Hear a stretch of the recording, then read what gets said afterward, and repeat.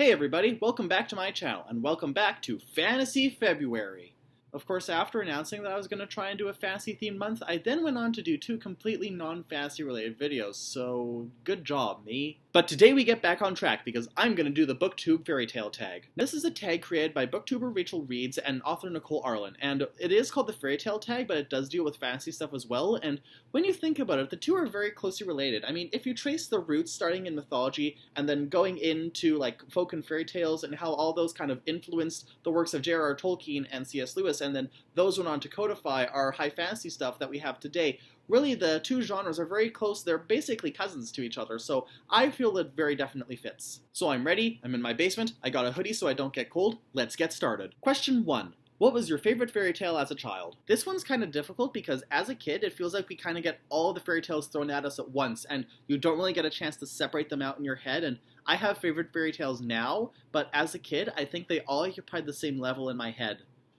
Although, I do remember thinking about Goldilocks and the Three Bears a lot, just because I kept on hearing different versions of it. So there's the one where they eat her at the end, and then there's one where they just chase her out, but then there are a few where, like, it tried to, like, make it even nicer for our young kindergarten minds, and so, like, Goldilocks comes back and the bears apologize to her, and then they're all friends and they're all eating porridge together, and just, as a kid, I couldn't figure out which one was the real one. Like, are they nice to her, or are they angry at her? Do they eat her? Like, which one of these is the one that I'm supposed to listen to? Because it's not providing a clear-cut moral like all of these other fairy tales do, so I just kept on going back and forth on trying to figure out what Goldilocks was supposed to even mean. So, I don't know if I could call it my favorite as a kid, but it was definitely something that I thought about a lot. Question 2. If you could live in any fairy tale world, what would it be? Well, I think I have to go with the obvious answer here. It's the Harry Potter. The Wizarding World of Harry Potter is just the coolest place I've ever thought of, with all the magic and the creatures and the animals, and for the most part, the world building is so on point. There's a few parts of JK stuff where I'm like, but mostly it is just a really cool place. And the Wizarding War, when did the Wizarding War end? Like 97, so that's like 19 years ago. So at this point, things have probably cooled down. There's no more Death Eaters. There's not as much angst. It's probably a much more chill place. So if I could just, like, enter the Wizarding World now in 2016, if I got a wizarding husband and he, like, moved me into the Wizarding World, that would be pretty neat. Question number 3. What is your favorite fairy tale retelling? Fittingly, I have 3 favorite reimaginings for this question. So the first one is one that we read for school. It's called After Hamlin by Bill Richardson, and it's partly a sequel, partly a reimagining of the Pied Piper stories. Like, the first 3 chapters are pretty much entirely just the Pied Piper fairy tale, just in itself. And then after that, it starts going much more high fantasy, because we meet our protagonist Sophie, and she goes deaf before the Pied Piper attacks, so she isn't taken away with all the other children. The local wizard has her, like, go into this deep dreaming state and enters the dream realm, and then she has to use that in order to track down the Piper and free the children. And along the way, she has this huge adventure. She meets, like, her cat comes with her, because I guess the cat enters the dream world too, because cats are magic.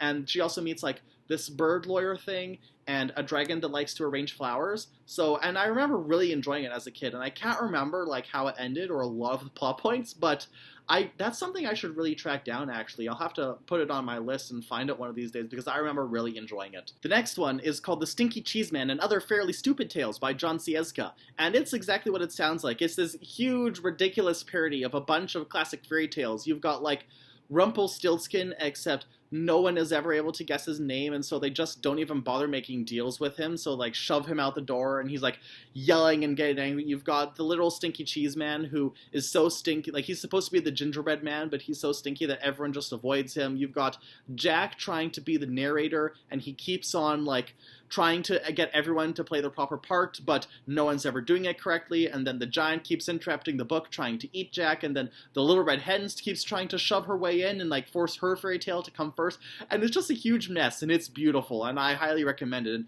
that's another book I have to track down, because I don't know where our copy of it went. And in a similar vein, and the one book we do still have actually in our house, we've got Yo Aesop, Get a Load of These Fables. And it's basically the same idea, except instead of fairy tales, it's fables. And this one has stuff like, instead of the grasshopper and the ants, it's the pigeon and the ants, and the pigeon just decides to eat the ants. And you've also got the story of the early bird getting the worm, and the worm's trying to, like, make this huge Rube Goldberg device to warn them about birds, and then they realize they can't because they don't have hands. There's the one of the sheep from the wolf in sheep's clothing wanders into the wrong fairy tales, and so that completely gets derailed, and then the tortoise and the hare race gets interrupted because the tortoise was actually the wolf in tortoise's clothing. So then when we finally get to the sheep in wolf's clothing, the wolf doesn't show up, so they all just decide to go to the bar and get drinks. So again, it's very ridiculous, and it's thin. It's very thin. So if you can track this down, you can rip through it in a few minutes, and it's hilarious, and I highly recommend it. Question number 4 is, what fairy tale would you recommend for a child? I would teach Cinderella because, first off, it teaches the importance of being kind. Just because you don't get instantly rewarded for being a decent person doesn't mean you should give up. You have to hold out, because eventually someone will recognize you, and the karmic balance will be restored, and you will be rewarded for being a decent person. Question 5. If you were a fantasy author, what kind of mythical creature would you create? Oh, this is going to be fun, because when I think of fantasy ideas, I like combining classic fairy tale stuff with modern technology and bringing them together, so I would make some kind of like cyber fairy, some kind of thing that lives in the computer, and I'd make it a lot like the classic fairies where they're kind of mischievous, and so you'd think it's some kind of virus, or they'd be sending you spam and they'd be trying to get you to agree to their deals, just like in normal folklore except with an internet bent. So just a very classic kind of fairy, but with more of a modern take on it. Question number 6. If you could speak to any fantasy author, who would it be? I would have to say J.R.R. Tolkien, because I'm not a huge fan of the Lord of the Rings books. I find them way too long and really hard to get through, but I respect what they did for the fantasy literature landscape, and I also respect the amount of work that went into them, because he got influences from like Shakespeare and Norse and English mythology and really wove them into a tale that, at the very least, the world building is quite exquisite. So I'd want to talk to him and just ask him like how he was able to get such in-depth stuff and kind of weave everything together into this cohesive idea, because they might be long and long-winded, but at least they make sense, and they are responsible for some quite epic movies. So definitely Tolkien, I would say. Question number 7. If you could have any magical power, what would it be? I want the power to apparate. I just want to be able to teleport myself one place to another, save on driving time, save on bus fees, or do that with other stuff. I want to be like, I could really go for a cookie right now. Ta-da!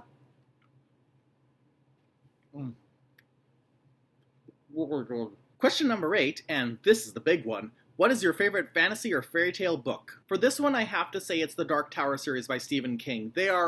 Most of them are up there in my favorite Stephen King books, and if I had to choose one specifically, I would go with The Wastelands, which is number 3 in this series. It is probably the most fantasy-centric of the series, and also, with one complaint I'll give to the Dark Tower series, it takes quite a while for all the characters to get into the same place, but with The Wastelands it finally happens, and things finally start to roll along, so that was something that I really enjoyed reading this one. So Wasteland specifically, but the Dark Tower series in general for favorite fantasy. Question 9. Which fairy tale resonates with you the most? And I'm going to have to say Cinderella again, because it's just a very good, well-rounded fairy tale that I think a lot of people should take to heart. And question number 10, which fairy tale creature would be your sidekick? I would want some kind of magical talking raven familiar.